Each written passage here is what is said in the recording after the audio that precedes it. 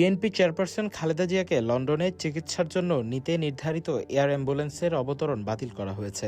মঙ্গলবার ৯ নভেম্বর সকাল ৮টায় হজরত শাহজালাল আন্তর্জাতিক বিমানবন্দরে এয়ার অ্যাম্বুলেন্সটির নামার কথা থাকলেও পূর্বের অনুমতি প্রত্যাহারের অনুরোধ জানানো হয়েছে।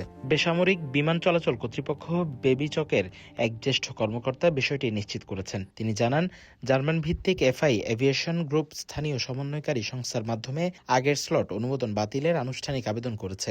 বেবি চক থেকে আবেদনটি পরবর্তী সিদ্ধান্তের জন্য পররাষ্ট্র মন্ত্রণালয়ে পাঠানো হবে।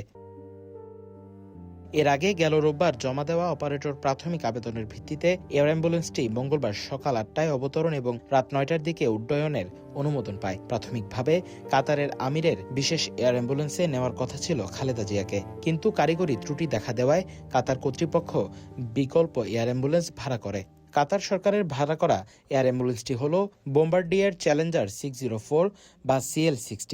এটি পরিচালনা করে জার্মানির শীর্ষস্থানীয় মিশন ক্রিটিক্যাল ও এয়ার অ্যাম্বুলেন্স সেবা প্রদানকারী প্রতিষ্ঠান FI aviation group. Bombardier business জেটের বহর পরিচালনার পাশাপাশি প্রতিষ্ঠানটি রোগী পরিবহন ও ভিআইপি পরিবহন সেবা দেয়। দীর্ঘপাল্লার আন্তঃমহাদেশীয় সক্ষমতার জন্য পরিচিত এই চ্যালেঞ্জার 604 আন্তর্জাতিক চিকিৎসা ফ্লাইটের জন্য উপযোগী বলে জানানো হয়।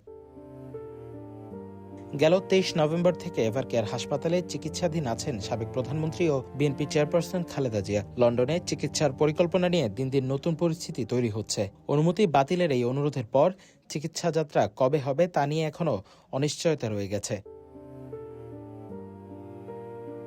News desk, CTG post, Chittagong.